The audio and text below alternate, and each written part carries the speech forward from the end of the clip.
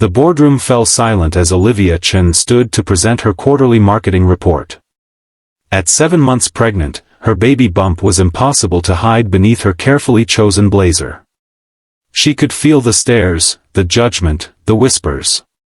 Single, pregnant, and fighting for her career, this wasn't how she'd planned her life. But nothing could have prepared her for what happened when the notoriously cold, widowed CEO James Harrington stood up, walked across the room, and said 7 words that would change both their lives forever. What follows is not just a love story, it's a testament to second chances, to finding family in unexpected places, and to the courage it takes to open your heart when it's been shattered before. If this story touches your heart, please take a moment to like this video and subscribe to our channel for more emotional journeys that remind us of the power of human connection. Now, let's begin where all great stories start, with a woman who thought her life was falling apart, only to discover it was finally coming together. Olivia Chen woke up to the gentle flutter of movement in her belly. A tiny foot or elbow pressed against her from the inside, a reminder that she was never truly alone anymore. She placed her hand over the spot, smiling despite the anxiety that had become her constant companion. "Good morning to you too, little one," she whispered. The alarm clock read 5:30 a.m. Another day at Harrington Enterprises, another day of pretending she wasn't terrified of what the future held. At 32, Olivia had carefully mapped out her life, excel at her marketing director position, save enough to buy a house in a good school district, and maybe, someday, meet someone who wouldn't leave when things got difficult. Having a baby alone had never been part of the plan. But life had other ideas. A brief relationship with a colleague who'd promptly transferred overseas when she told him about the pregnancy had left her with a choice, crumble or stand taller. Olivia had chosen the latter, though some days standing tall felt impossible. She showered quickly, the warm water a brief respite from the weight of her thoughts. Her wardrobe, once filled with sleek, tailored pieces, had been gradually replaced with maternity wear that she'd carefully selected to maintain her professional image.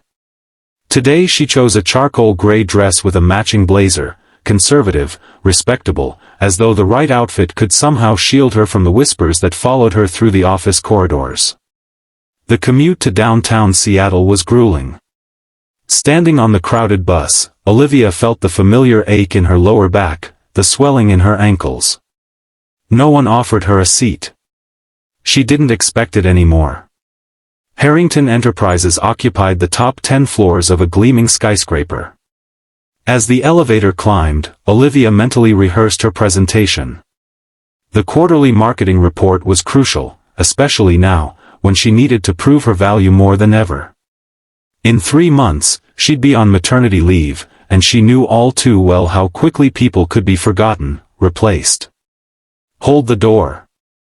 A hand shot between the closing elevator doors.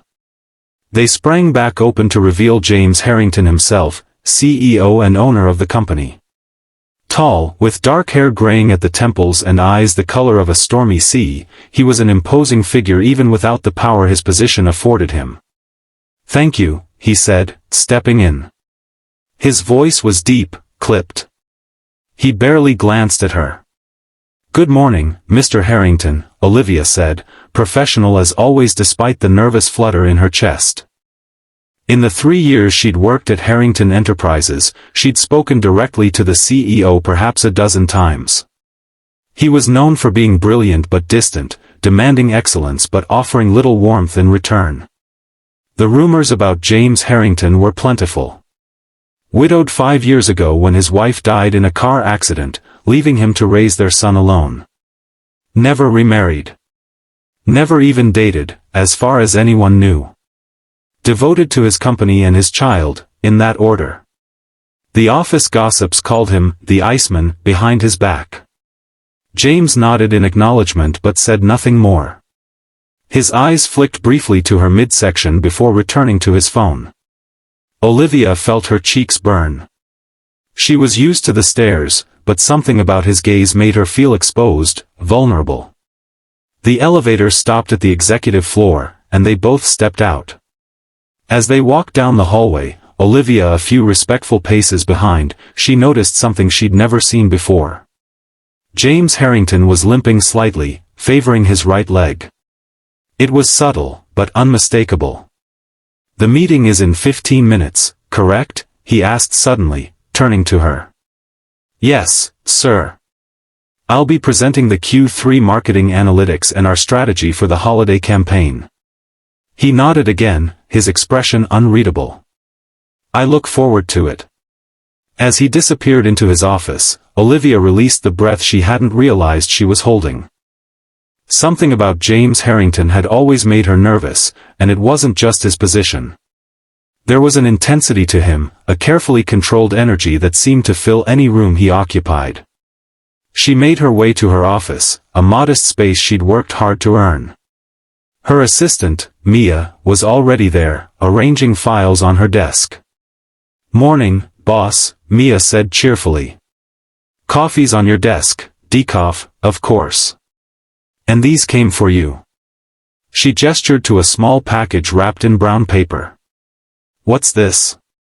Olivia asked, picking it up. "Courier delivered it this morning." "No card." Curious, Olivia unwrapped the package. Inside was a pair of compression socks, expensive ones, designed specifically for pregnant women. A small note was tucked inside, for the swelling. "They help." There was no signature, no indication of who might have sent them. Olivia stared at the gift, puzzled and touched. "Secret admirer?" Mia teased. "Hardly," Olivia laughed, though something warm unfurled in her chest.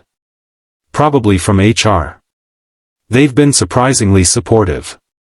But as she prepared for her presentation, Olivia couldn't help wondering who had noticed her discomfort, who had cared enough to try to ease it. The boardroom was intimidating by design, floor-to-ceiling windows offering a panoramic view of Seattle, a massive table of polished walnut, leather chairs that probably cost more than Olivia's monthly rent. By 9 a.m., it was filled with the company's top executives, all in dark suits, all watching her with varying degrees of interest as she set up her presentation. James Harrington sat at the head of the table, reviewing documents with his CFO. He hadn't acknowledged her since their brief exchange in the hallway.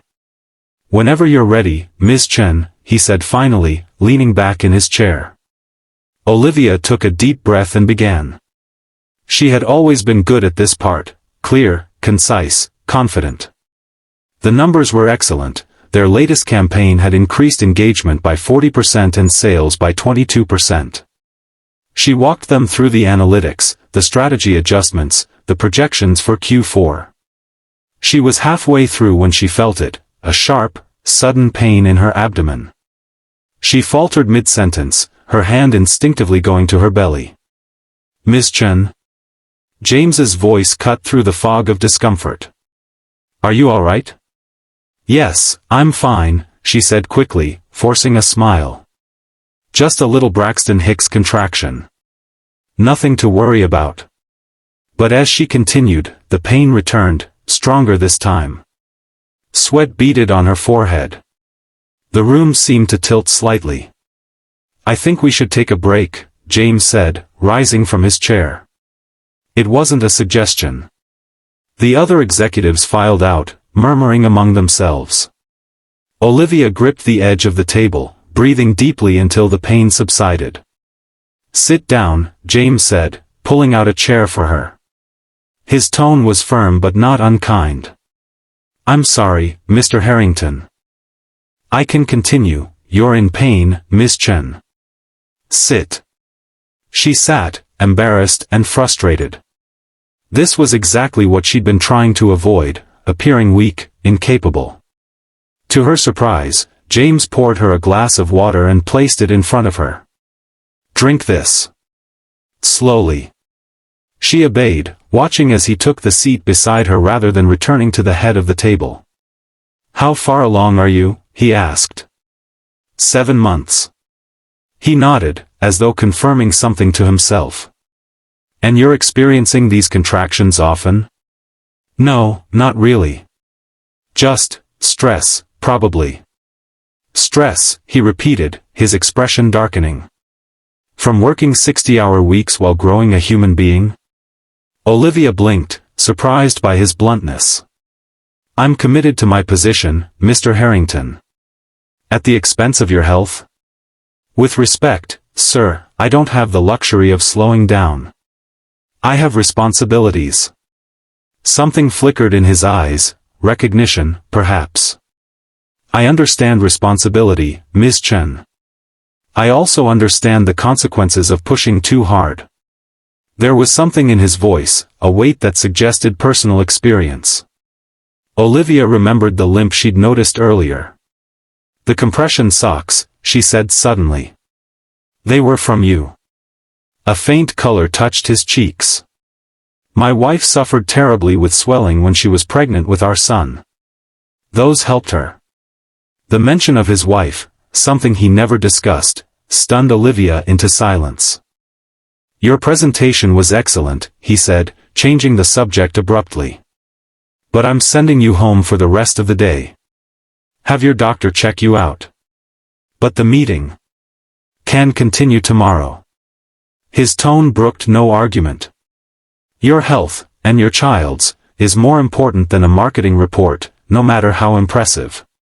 As Olivia gathered her things, confused by this unexpected side of her usually distant boss, James added, and Ms. Chen? Consider this a direct order from your CEO, start working reasonable hours. The company will still be here after your maternity leave. It was only when she was in the taxi home that Olivia realized what had happened. James Harrington, the man known for his relentless work ethic and emotional detachment, had shown her kindness. More than that, he had noticed her struggle when no one else had. She placed her hand on her belly, feeling the reassuring movement of her baby. Well, that was unexpected, she whispered. She had no idea just how unexpected things were about to become. The doctor confirmed what Olivia had suspected, she was fine, just overworked and dehydrated. She spent the rest of the day resting, catching up on sleep that had been elusive for weeks.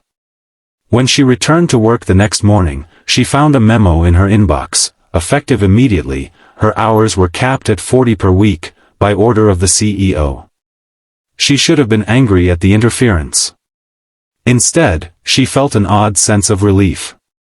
The next few weeks passed in a blur of projects and prenatal appointments. Olivia saw little of James Harrington, though she sometimes felt his eyes on her in meetings, watching, assessing. The compression socks had become a daily necessity. They did help, just as he'd said they would. It was a rainy Friday afternoon when Mia appeared in her doorway, looking uncharacteristically nervous. Mr. Harrington wants to see you in his office, she said. Right away. Olivia's stomach dropped. Despite his recent concern, James was still her boss, a boss known for his exacting standards and low tolerance for anything less than excellence. Did he say what it's about? She asked, saving the document she'd been working on. No, but his assistant said to bring the holiday campaign materials. Relieved that this appeared to be a work matter, Olivia gathered her files and made her way to the executive floor. James's office was a corner suite with views of both the city and the sound beyond. His assistant waved her in without announcement. James was standing at the window, his back to the door, phone pressed to his ear. No, that's not acceptable, Marcus. We discussed this. He needs consistency. Yes, I understand emergencies happen, but this is the third time this month. Fine. I'll figure something out.